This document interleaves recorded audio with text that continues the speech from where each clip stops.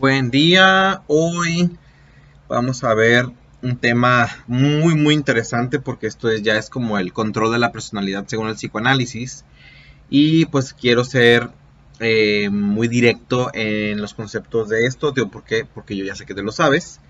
Me voy a brincar lo que son los mecanismos de defensa porque sí los vamos a ver, pero primero quiero ver esta temática, por eso checa tus notas, que es el ello, el yo y el super yo, o el id, ego y super ego. Son los dos nombres que tienen. Entonces, a mucha gente menciona cuando usualmente está enseñando esta temática, que es como el diablito y el angelito y tú en medio, ¿no? Eh, Malamente se da ese ejemplo, es un ejemplo muy vulgar, así que porque el ello como si representara al diablo, diablito, no, no. El ello representa más bien la parte terrenal de nosotros. ¿Por qué? Porque la parte terrenal, tus instintos más naturales, o sea, ahí se manifiestan. Por eso llamarle diablo a tu instinto natural, no. Ya lo que hagas con ellos es otra cosa. Bien. Tú notas el ello, el yo, el ello y el super yo. Bien. Dice, el ello o id es la parte primitiva, desorganizada e innata de nacimiento de la personalidad, cuyo único propósito es reducir la tensión creada por pulsiones primitivas relacionadas con el hambre, lo sexual, la agresión y los impulsos irracionales. Entonces, ¿cuál es su propósito? Reducir todas las tensiones o el displacer por el hambre, por lo sexual, por lo agresivo y por los impulsos irracionales. Impulsos irracionales tiene que ver mi parte impulsiva no pensada, no planeada. Comprende todo lo que se hereda y está al presente al nacer. Se presenta de forma pura en nuestro inconsciente. Exactamente. ¿Qué pasa? ¿Cómo se puede presentar algo puro en nuestro inconsciente y nosotros reconocerlo? Nuestros sueños.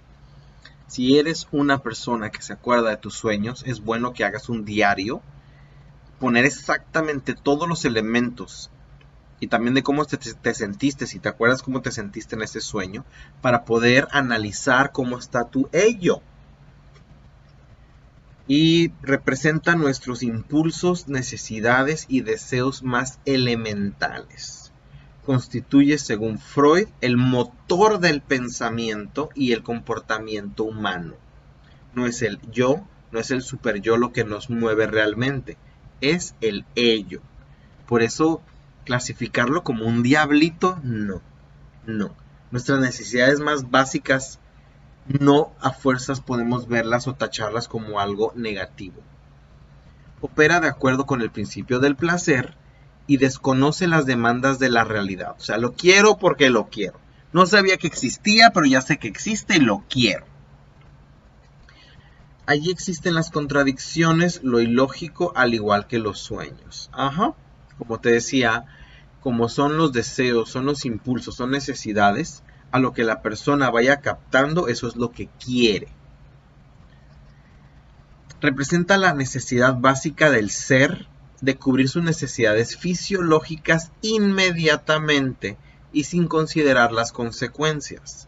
Entonces, ¿qué nos dice? Si quiero hacer pipí, ya quiero hacer pipí. No me debo de aguantar, no me quiero aguantar. Eso viene más del yo o del super yo. La necesidad de obtener comida, la agresividad, así como la búsqueda del sexo, son respuestas del ello a diferentes situaciones. El ello, sin embargo, no es sinónimo de inconsciente. También las otras dos instancias, el yo y el super yo, tienen amplios sectores no asequibles por la conciencia. Mucha gente dice, entonces el ello está en el inconsciente. No, el ello está en los tres niveles: consciente, preconsciente e inconsciente, igual que los demás. Así que aquí nos dice la necesidad de obtener comida. Tengo hambre, lo que quiero no pienso porque tengo hambre. Me pongo de malas porque tengo hambre, ese es el ello. La agresividad, ahí viene esa parte. La agresividad viene por el hecho de que no estoy satisfaciendo una necesidad. y viene mi postura, mi manera de ser agresivo, que tal vez fue sin querer, pero sorry, es que me agarraste en un momento donde me estaba haciendo del baño, o tenía mucha hambre, o muchas parejas muy controladoras de, es que yo ya quiero, y si tú no quieres, pues es que yo ya quiero, y se ponen mal rollo, y ahí pues también tiene que ver con esa parte del ello. Por eso cuidado, hay que saber dominar al ello. Entenderlo, satisfacerlo y dominarlo. Y te digo, por eso no es el diablito, es más bien el cavernícola. El cavernícola que quiere lo que quiere, pero aquí está el ego o el yo que nos va a ayudar a cumplir las necesidades. Digamos que el yo es un ello maduro. Dice, el yo tiene como un fin cumplir de manera realista los deseos y las demandas del ello con el mundo exterior, a la vez conciliándose con las exigencias del super yo. Así que este pobre yo, que es tu personalidad básicamente, es yo soy yo, pero tengo que cumplir las necesidades del ello, pero también de una manera realista. Y aparte, tengo que estar bien con mi super yo. ¿Por qué? Porque es el que me juzga. Así que yo tengo que estar equilibrado con mi ello y tengo que estar equilibrado con mi super yo. Y aparte no dejar de perderme por ellos, conmigo mismo, entendiendo la realidad, el mundo exterior. Así que básicamente el ego o yo tiene 4 funciones. Cumplir necesidades del ello, cumplir necesidades del super yo, cumplir sus propias necesidades y entender y tener conciencia de las reglas de la realidad externa. Dice, el yo evoluciona según la edad y sus distintas exigencias del ello, actuando como un intermediario contra el mundo externo. El yo sigue al principio de realidad, satisfaciendo los impulsos del ello de una manera apropiada. Utiliza razonamiento realista característico de los procesos secundarios que se podrían originar. Son varios conceptos que hemos visto. Como ejecutor de la personalidad, el yo tiene que mediar entre las 3 fuerzas que le exigen el mundo de la realidad, el ello y el super yo.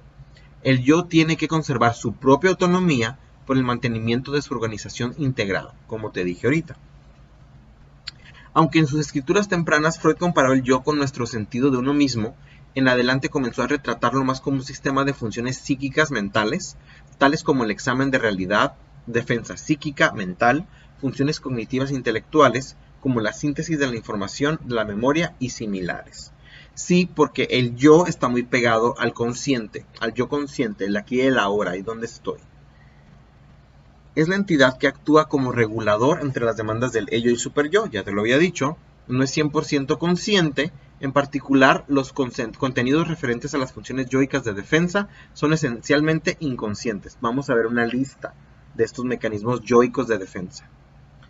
Se basa en un concepto realista del mundo para adaptarse al mundo, casi ejemplificado como un poder o una persona dentro de la mente que nos presta atención en todo momento, incluso en nuestras acciones más íntimas.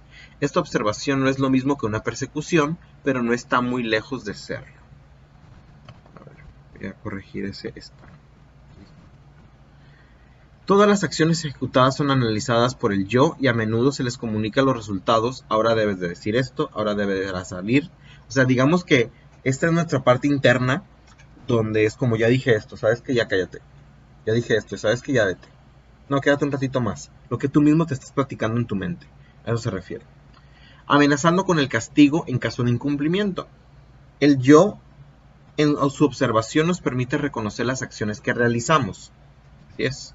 La oportunidad de elegir el camino a seguir. Y razonar los impulsos que realizábamos con tal de no ceder lugar a la liberación libidinosa, reprimirse un poco, y velar por la integridad general de la realidad. No cambiar esa estabilidad, más bien dicho. Es el primer paso del reconocimiento para afrontar las alegrías, culpabilidad o castigo. Así que básicamente un ego o un yo, como le llama Freud, es esta parte racional que te dice cada momento qué hacer porque eres tú adentro de ti. Entonces tú eres este cuerpo, tú eres este mono, pero tú estás decidiendo si voy a hacer el brazo así, si voy a hacer esta expresión, si voy a hablar más fuerte, voy a hablar más lento, más bajo. Así que esa es la decisión de lo que hace el yo, porque está muy pendiente de todo lo que está pasando. pero es una persona que tiene control de impulsos. Cuando no tienes control de impulsos, porque le estás dando más cabida al ello, cuidado. Después hay un pensamiento de Freud. Eso es básicamente lo del yo, ego. Ahora viene el super yo o el super ego. El super yo es la parte que contrarresta al ello, representa los pensamientos morales y éticos recibidos por la cultura, por tu cultura, por tus padres, por tu familia. Consta de dos subsistemas, la conciencia moral y el ideal del yo. ¿Qué es la conciencia moral? Se refiere a la capacidad para la autoevaluación, la crítica y el reproche. Y el ideal del yo es una autoimagen ideal que consta de conductas aprobadas y recompensadas. La conciencia moral es como preguntarte, ¿soy buena persona o soy una mala persona? ¿Qué tanto me conozco? Y si soy una buena persona, ¿me siento bien por eso? O si soy una mala persona, ¿me debería sentir mal de castigarme por ser una mala persona? ¿Por tener malos pensamientos ya soy una mala persona? Esto te dice mucho la conciencia moral. El ideal del yo tiene mucho que ver. ¿Soy quien debería de ser? ¿Estoy satisfaciendo las necesidades de mis padres? Mis padres, mis hermanos y mi pareja me dicen que yo debería estudiar más. Debería de bajar de peso. Debería de ahorrar dinero. ¿Por qué? Porque ellos ven que tengo esa capacidad y no la estoy aprovechando. Eso es parte del ideal del yo. Lo que yo pienso que es ideal para mí y lo que también de los demás creen que es ideal para mí cuando me conocen. Dice, el superyo en la enseñanza clásica freudiana es una instancia que no está presente desde el principio de la vida del sujeto, sino que surge a consecuencia de la internalización de la figura del padre como un resultado de la resolución del complejo de Edipo. Pocas palabras. No nacemos con un superyo, se va desarrollando más o menos de los 3 años en adelante, cuando el niño empieza a reconocer las diferencias entre el bien y el mal. ¿Por qué? Porque en esta etapa del complejo edípico es cuando el niño empieza a cuestionarse mucho a quién quiere más, a papá o a mamá, pero al mismo tiempo cuando elige uno, se puede sentir mal por deselegir al otro porque lo sigue queriendo. Así que por ahí va entrando esa moralidad del yo, del superyo. La foto que te puse es Freud con sus 2 hijos que fueron según yo en la Primera Guerra Mundial, fueron ellos soldados. ¿Por qué? Porque pues querían quedar bien con papá y verse como útiles para la nación y a su cultura y a su papá, siempre queriendo impresionar al papá Freud. Dice después un pensamiento, no puede el hombre sentirse a gusto sin su propia aprobación, esto es mucho del superyo. Nuestros actos fallidos son actos que triunfan, nuestras palabras que tropiezan son palabras que confiesan, unas y otras revelan una verdad de atrás.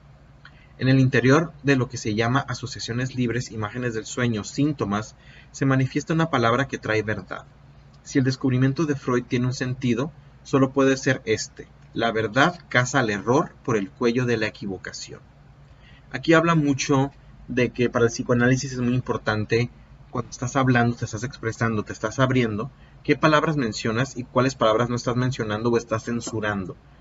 Por eso muchas veces hay muchas palabras que censuras, que realmente es tu verdadero sentir o realidad que lo que estás diciendo. Me acuerdo que un amigo mío hace mucho se enojó conmigo, pero no me quería confrontar y me acuerdo que él empezó con eso de que, ¿sabes qué, René? Es que me molesta. ¿Y es por qué no lo dices? ¿Por qué no dices la palabra caga? Pero él tal vez no quería verse tan emocional diciendo esa palabra y la cambió en ese momento por decir me molesta. Es de mis analizantes que yo aprendo todo, que yo aprendo lo que es el psicoanálisis, dice Jacques Lacan. Jacques Lacan fue uno de los últimos psicoanalistas más contemporáneos importantes de una quinta escuela psicoanalítica, que él se consideraba un hombre freudiano, seguidor de las ideas de Freud sobre el inconsciente. El niño aprende de sus padres el código moral y valorativo que determinará sus actitudes y motivaciones posteriores. Este aprendizaje se da fundamentalmente en las etapas pregenitales, esto lo vamos a ver en las etapas psicosexuales, y como consecuencia del temor al castigo y de la necesidad de afecto. Sí, el propio niño sabe lo que tiene que hacer para recibir amor y sabe lo que tiene que hacer para que se lo quiten. Con el superyo. El superyo tiene como función integrar al individuo en la sociedad. Gracias al superyo la gente se rehabilita porque tiene una conciencia de las cosas que debe de hacer para su beneficio de los demás. Es la instancia que va a observar y sancionar los instintos y experiencias del sujeto y que promoverá la represión de los contenidos psíquicos inaceptables, metiéndolo como una culpa. Me siento culpable por desear a una prima, a un primo. Me siento culpable por haber tratado mal a los demás. Es como, pero estaba muy enojado y todo, pues sí, pero después del enojo llega la culpa. Que es función del superyo. En gran medida, su influencia en la vida del sujeto es inconsciente. En el superyo se suele distinguir el llamado ideal del yo de la conciencia moral. Ya eso ya lo dije. Después nos dice mi maestra de psicoanálisis, todo ser humano que domina su superyo no pisa un consultorio, porque es una persona que domina y equilibra esa parte moral y ideal, y es una persona relativamente sana, que no pisa un consultorio psicológico. También nos dice ella, siempre que el ello domine, después el superyo no nos soltará jamás, por la culpa. Una vez que hiciste algo, hay gente que se puede sentir toda la vida culpable de haber puesto el cuerno, de haber pensado algo, de haber dicho algo, y desgraciadamente la culpa los hace esclavos de los demás, malamente. Y después aquí hay otro pensamiento de Calvin Hall. Dice, un pensamiento vale lo mismo que un hecho ante los ojos del superyo. En esto, el superyo se parece al ello, que tampoco hace distinciones entre lo subjetivo y lo objetivo, lo cual explica por qué una persona que viva una vida virtuosa puede no obstante sufrir las torturas de la conciencia moral. El superyo castiga al yo por tener malos pensamientos, aunque los pensamientos nunca se traduzcan en acciones. Para que veas. Conozco gente terriblemente reprimida en toda su vida por eso. Un poquito más de esto. Aquí hay un mapita del equilibrio dinámico del superyo. Espero que lo veas. Y dice... Perdón, esta última parte de la estructura de la personalidad no surge del ello, sino del yo. Sí. Como se va desarrollando nuestra personalidad, el ello forma al yo para poder sobrevivir en este mundo de reglas, y el yo fabrica el superyo para poder calificar sus acciones del mismo yo, no del ello. Cuando el ello gana, el superyo no está peleado con el ello, está peleado con el yo. Es como cuando estamos con esos papás que no atienden a los niños y los chamacos es un desastre en el restaurante, donde sea, y tú te quedas, estos chamacos, pero quien más te estás enojado es por los papás porque no hacen nada. Haz de cuenta. Tú eres el superyo, el ellos son los chamacos y el yo flojo son los papás. De hecho, el superyo del niño se forma no sobre el modelo de sus padres, sino del superyo de estos.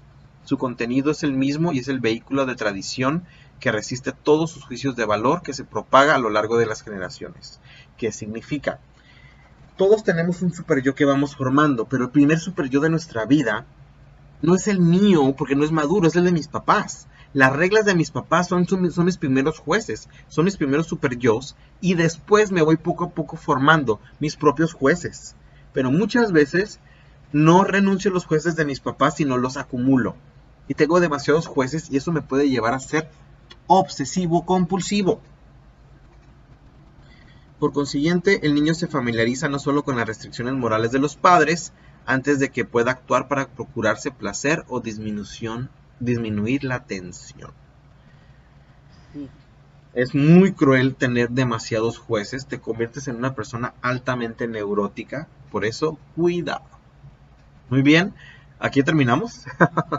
Terminamos esta clase sobre las tres partes, ello, yo, superyo. Obviamente tu participación va a ser, explícamelo en un ejemplo real que se te ocurra, la dinámica entre estos tres o uno por uno. Te estoy dando a elegir. Y pues nos vemos pronto.